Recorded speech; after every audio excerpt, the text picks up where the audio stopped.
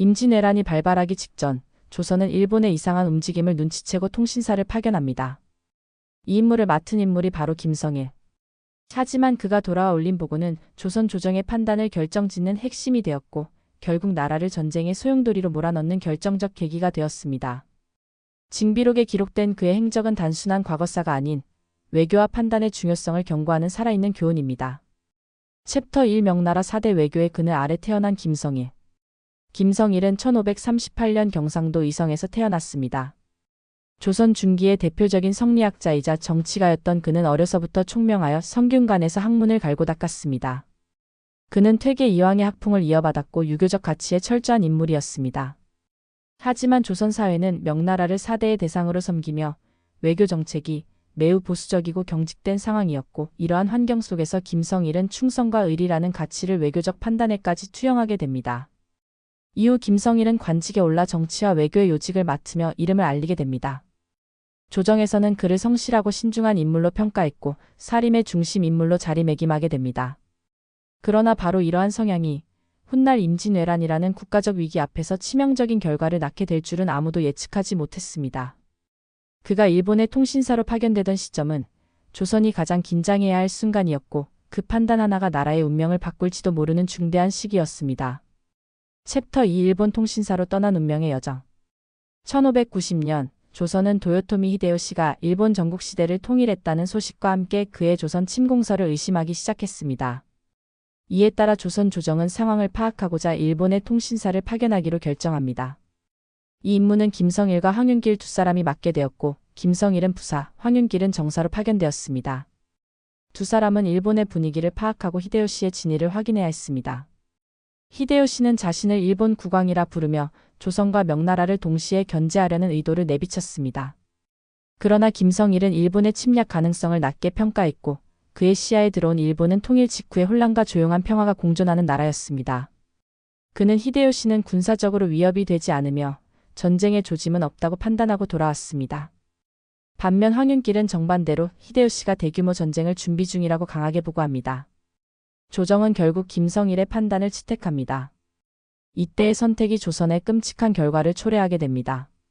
챕터 3 전쟁의 불씨 판단의 무게. 1592년 도요토미 히데요시의 대규모 침략이 현실이 되며 임진왜란이 발발합니다. 조선은 일본군의 공격을 전혀 예상하지 못했고 개전 초기부터 큰 피해를 입게 됩니다. 김성일의 보고는 곧바로 비판의 대상이 되었고 잘못된 외교 판단 하나가 나라를 무너뜨렸다는 원망이 쏟아졌습니다.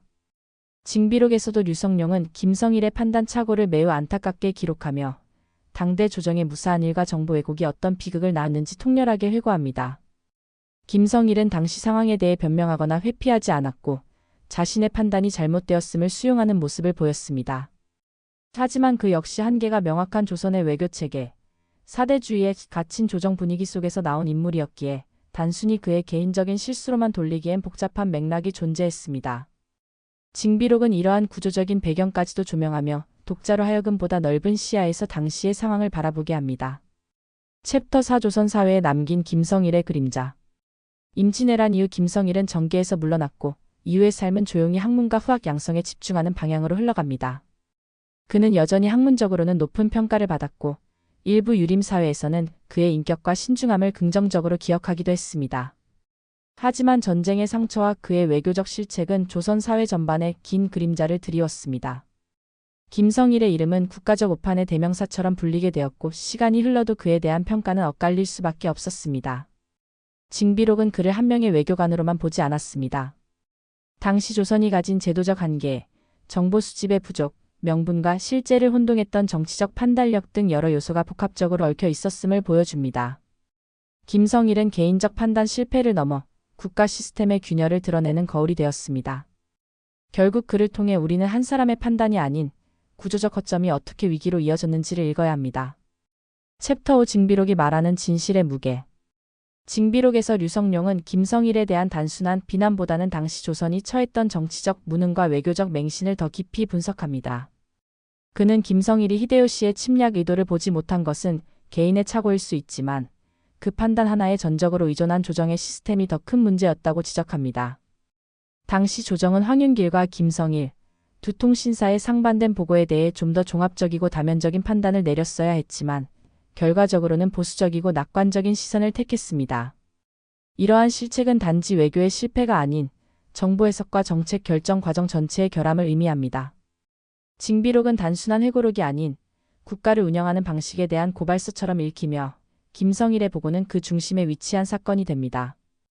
김성일 역시 그 무게를 감당했으며 이후에도 공개적인 해명이나 정치적 반론 없이 조용히 자신을 반성하는 삶을 선택했습니다. 징비록은 그의 침묵 속에 숨겨진 무게를 독자에게 전달하며 책임이란 무엇인가를 묻습니다. 챕터 6 김성일의 내면 그리고 자책의 세월. 전란 이후 김성일은 적극적으로 정치에 나서지 않았고 다시는 공직에 복귀하지 않았습니다. 이는 단순한 좌천이나 정치적 배제 때문이 아니라 자신의 판단으로 인해 수많은 백성이 고통을 겪었다는 자책감이 깊게 작용한 결과였습니다. 그는 학문과 제자 양성에 집중하며 자신의 남은 생을 조용히 마무리하려 했습니다. 그의 글과 편지에는 겉으로 드러내진 않지만 전쟁을 막을 수 있었던 기회를 놓쳤다는 뼈아픈 후회가 드러납니다. 김성일은 말수가 적고 매우 신중한 인물로 알려졌으며 이로 인해 조정에서는 오히려 그를 더 신뢰했습니다. 그러나 이 신중함이 결정적인 순간 강력한 의사표현이나 경고로 이어지지 못했고 결과적으로는 침묵이 조선을 위기로 몰아넣은 셈이 되었습니다. 징비록의 기록은 그 침묵의 대가를 차분히 묘사하며 말보다 중요한 행동의 용기를 되새기게 합니다. 김성일의 내면은 누구보다 괴로웠고 그가 직접 밝히지 않아도 시대는 그의 고뇌를 기억하게 됩니다. 챕터 7 역사 속의 재평가. 김성일은 누구였는가? 조선 후기와 현대에 이르러 김성일에 대한 평가는 점차 다양해졌습니다. 초기에는 나라를 망친 자라는 단정적인 평가가 우세했지만 시간이 흐르며 점차 구조적인 문제와 조정의 무능, 일본의 교묘한 외교 전술 등 복합적인 배경이 드러나면서 보다 균형 잡힌 시각이 등장하기 시작합니다. 그는 단순한 외교 실패자가 아니라 당시 조선의 현실이 투영된 인물로 평가받기 시작한 것입니다. 최근에는 김성일의 학문적 업적과 도덕성을 조명하며 정치적 오판이라는 한 사건으로 모든 것을 부정할 수 없다는 주장도 늘고 있습니다. 물론 그의 판단이 조선에 치명적인 결과를 낳은 것은 부정할 수 없는 사실입니다. 그러나 동시에 그가 그 책임을 회피하지 않고 묵묵히 받아들였다는 점에서 인간적 존경을 보내는 시선도 존재합니다. 징비록은 이러한 복잡한 감정을 하나의 시선으로 정리하지 않고 독자에게 판단의 여지를 남겨둡니다. 챕터 8 실수를 넘은 교훈. 지금 우리에게 남은 것. 김성일의 이야기는 단순히 조선의 과거사가 아닙니다. 그는 오늘날에도 반복될 수 있는 판단의 실패를 상징합니다. 정보가 제한된 상황, 위협을 과소평가하는 분위기, 그리고 책임 회피적 문화는 오늘날 현대 사회에서도 여전히 문제로 존재합니다. 징비록이 그를 통해 말하고자 한 것은 한 인물의 실패가 아니라 그러한 구조를 반복하지 않기 위한 경고였습니다. 김성일의 인생은 한 번의 오판이 얼마나 큰 결과를 낳을 수 있는지를 보여주었고 동시에 그 오판에 책임을 지는 자세가 어떤 모습이어야 하는지도 보여주었습니다.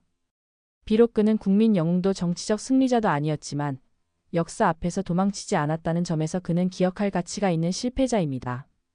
지금 우리가 해야 할 일은 그 실패를 반면교사 삼아 다시는 같은 오류를 반복하지 않는 것입니다. 김성일은 그 자체로 하나의 교훈이자 거울입니다. 김성일은 결코 단순한 실수로 나라를 위기에 빠뜨린 인물만은 아닙니다.